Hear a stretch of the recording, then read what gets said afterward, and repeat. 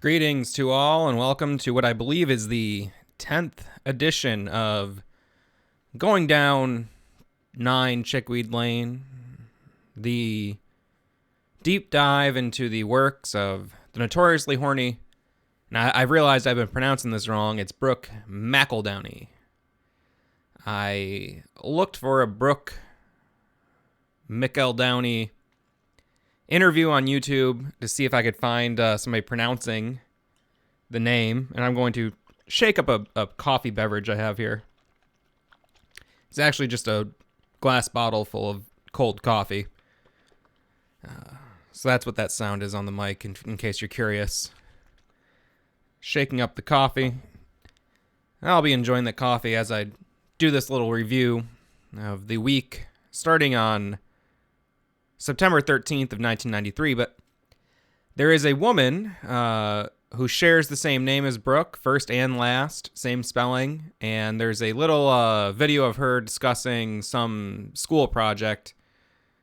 She opens the video and says, "This is Brooke McEldowney," and I said, "Oh, that's how you say it." And I was also corrected in the comments, but I needed to hear it coming from the mouth of another human. And believe it or not, I haven't actually met anyone in real life who reads this strip. There's just a collection of maybe 400 weirdos online who subject themselves to it. So let's go. So this is actually a really fun looking strip to me. We have the young Etta Berber. That's a lot of leg. I'm just going to go out and say it. Thus pulled from the sky by forces beyond even her mighty powers, the girl of steel lands in Brainiac's lair. I don't think you're taking detention in the proper spirit.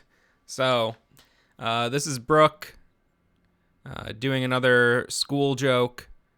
I really do genuinely like this comic. This much leg would not bother me in another comic, I don't think. No, it would. There's no reason he has to draw the leg going that far up her thigh.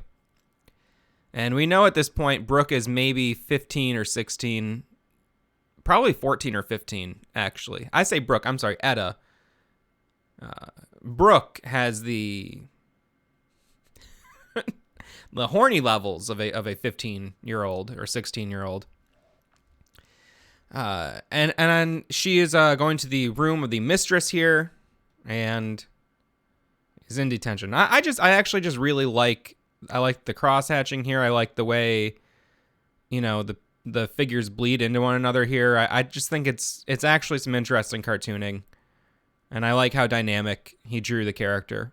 And in the hands of a less horny artist, I wouldn't mind if someone's skirt flew up a little bit, and because they're in motion, it makes sense. But in the hands of one Brooke McEldowney, it is dangerous. Now, this is a short week, so we'll get forward. There is no Saturday strip for this week. Salutation, O beloved progenitor. Greetings, sweet fruit of my loins. And look at this great product placement with a bag of M&Ms. I rain kisses upon thy beatific? That's another word I know. Beatitudes. I've never seen that word. Brooke will do that. Brooke likes to use those big words. Not that it's a big word, but the $5 type words. Upturned face, my treasure, and again. The mother and daughter holding each other and kissing is fine content, but in the hands of someone like Brooke, it's kind of like when someone does something that's relatively normal, but that there may be someone who's very accident prone, so you keep an extra eye on them when you wouldn't, normally, any other person you wouldn't think twice, but then you see this person. I'm trying to think of a good analogy. Sometimes even when you're like with a child and they want to use scissors or a knife or a sharp object or something, You want to give them safety scissors, but Brooke eschews the safety scissors and goes right into the horny cartooning. A lot of strips become more horny over time. I get the impression that this was horny from the start. I do love his line work though. I like the way these shorts look. I like the way the shirt looks. It's a good black and white strip. Like, there's dynamics to it, and it is impressive that he doesn't just do one samey pattern on the flannels when he does it. We'll see if he keeps that up. Gran says in her classic style, "You two make me sick. I suppose we really oughtn't to do that." What? And share the M&Ms? So it was all just a clever ruse to not have to let Gran in on the M&M fun. Here we have Amos. Amos, who I've alluded to it. I don't think I've said it outright. I don't like the way his shirt meets his waistline, is what I'll say. Although I do like that it somewhat mimics his face, as do his knees. And now I'm talking about his waistline and his knees as if I were a character in one of Brooke's strips. So I'm gonna back out there. But he's walking slowly through the first two panels, holding a pair of roller skates at his side. Go skating with me? Sure. And she's holding him. They only have one pair of skates between the two. Something I've noticed about Brooke as well is when he introduces Amos, I've seen this in at least one other strip, if not two, he does not fully render Amos's feet, his shoes or even his pants entirely. And then in the final strip, you see a fully rendered pant leg with shoes and shoelaces. His shoelaces are always looking untied. I really have to wonder, Ernie Bushmiller, and I know it might be sacrilege to even mention his name alongside Brooke Horndog. Well, it is funny that Ernie Bushmiller is a cartoonist whose early work was extremely horny, cheesecake, fluff material, lots of, long-legged beauties and short skirts. And I'm taking a sip of my coffee here. But over time, his strip became largely void of any and all horniness, and I really appreciate that. But Ernie Bushmiller said that he would often, especially in later era, the gag era Nancy strips, would write the last panel first and then work back from there.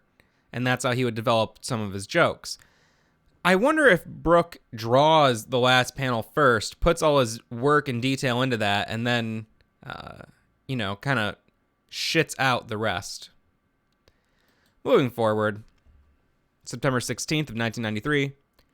And here's another thing I've noticed. So we have Sister Ignatius. We have Sister Stephen here.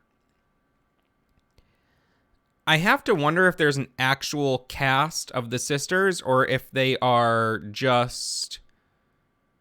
If he draws just, a random sister, with the habit and all, and then just assigns a name to them in that strip. I have not been able to keep track of that just yet, but maybe someone more insane than I can do that work. Sister Stephen, I just caught Etta Berber passing out this drawing of you with the janitor. I see the janitor's name here, but this other disgusting caricature is labeled only Madam Sludge Stench. How do you know that's me? Well, I just assumed. So, something that's a fun exercise for me when I read 9 Chickweed Lane is to imagine, what if it were not a strip about, and as it becomes over time, a strip about impossibly horny people trying to fuck in every possible scenario. What if it were just a funny comic about a cat? Or what if it were just a funny comic about nuns? You know, I not that these, I know these aren't, I don't think they're proper nuns, but, you know, what if it was just a funny Catholic school comic? I don't know enough about Catholicism to know all the different, to know the different degrees of membership there for the females. Yawn. Oh, that's a bad yawn. I'm sorry. I can't fake a yawn. And Etta goes to her dresser drawer, pulls out a little black number. Hi, Etta. Hi, big boy. Wearing the black slip again?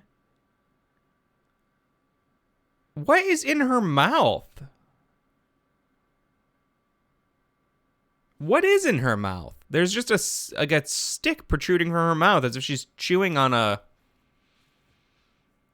blade of grass? So the idea here is that, you know, in the second panel, she seems to be looking fondly upon this black slip. You know, she's wearing it underneath her schoolgirl outfit, so it's a little, you know, it's just a little secret just for her. Somehow Amos is aware of it. He doesn't seem impressed. So that's kind of out of character for him, because I'm imagining,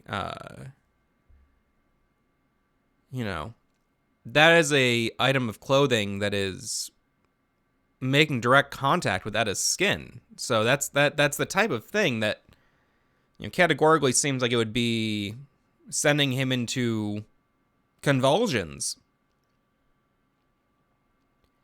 I can't quite interpret Etta's tone here. She's making the angry face that I've seen in other strips. I do like Etta's morning hair. That's that's a nice touch. Also, I like the texture on the bathrobe, honestly. But especially in the last panel, it seems like she seems to be looking up. Confusing strip. Very confusing, honestly.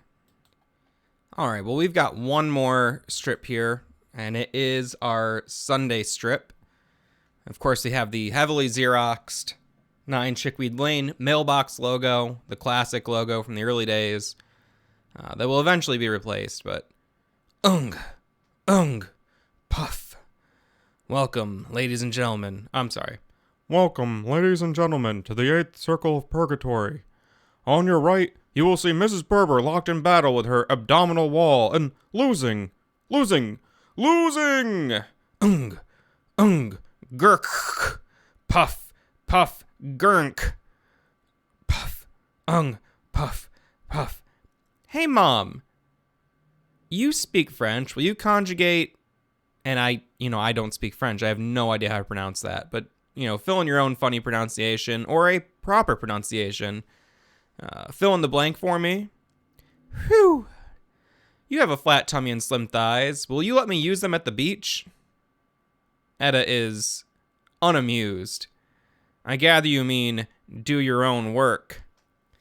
Bingo! And, this is it's a Bean Dad type moment. I'm not gonna lie. I feel like she's wearing bowling shoes.